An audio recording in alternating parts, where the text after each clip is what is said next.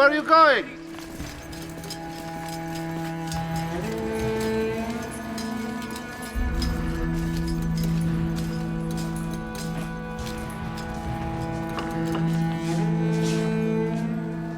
Did he resist?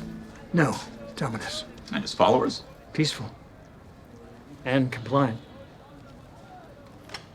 Have a seat. Leave us.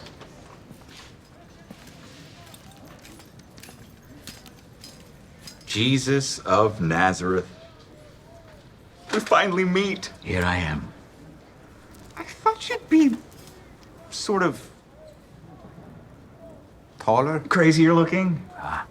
Wild hair and animal skins. Glad I could disappoint you.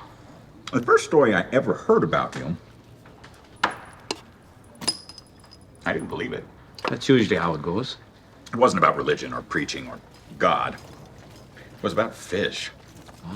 Another common theme. It was an impossibly huge catch, Atticus. It settled the largest debt in Capernaum's ledger. Did you meet Atticus? He's cohortes urbanae. They're like Caesar's personal detectives, mostly in Rome, but they go wherever. He's especially interested in you. Have you ever visited the Far East, Jesus? Have received visitors from there, but never been there myself. They eat their fish raw. Peel off the scales, cut off the heads and tails, and take a bite. It's quite something. They eat the flesh and spit out the bones. Of course. If Simon had not settled his debt, that could have resulted in my demotion. That was flesh. You create a public disruption that results in damage to property, a stampede, and a blight on my personal reputation. Bones. You seduced the single most brilliant and effective tax collector in the entire Upper Galilee. Also, bones. And now, the most tenured cohortes urbanae in the history of the Roman Empire tells me he personally witnessed you disarm a zealot Sicarii.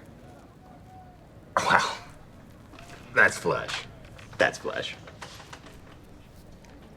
Sorry to have caused so much confusion for you over flesh and bone. Confusion? No. No. If your race weren't so repugnant and odious, I'd offer you a job. I cannot take that as a compliment. Jesus, this whole thing is very simple. You seem to be splitting your time between creating headaches for Rome and victories we could not achieve ourselves. That's a little reductive. You've doubled your following since leaving Capernaum. Then again, you returned a violent man who had been terrorizing Jericho to his senses. But word of your miracles, or whatever, has spread all through Syria, and they start coming over here. Do you see my problem? I don't know whether to eat you or spit you out. Stick to the fish metaphor. We're probably past that now. I'm saying I don't know what to make of you. That's going to be a lot of people's problem with me.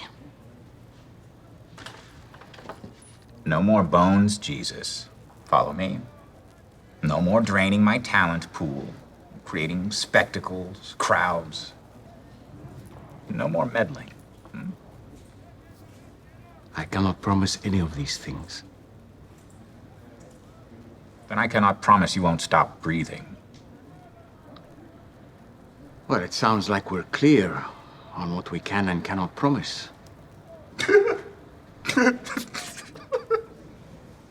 Honestly, go, Jesus of Nazareth, I like you. We're on the same team. Just don't make me kill you. I won't make you do anything. But my father, on the other hand. I don't know what that means, but let's leave on a high note. I think we have an understanding here. You're free to go.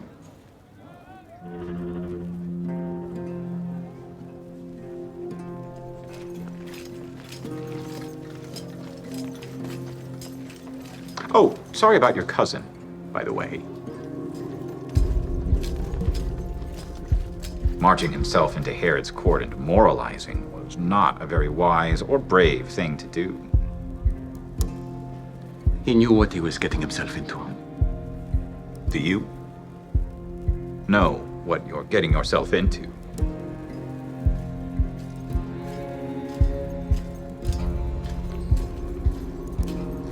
It was a privilege to speak with you today, Quintus.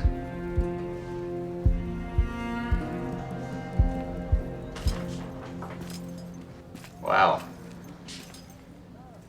That was fun. So nothing about him concerns you, huh? If it did, I wouldn't have let him go. It'd be a nice diversion for the people for a while.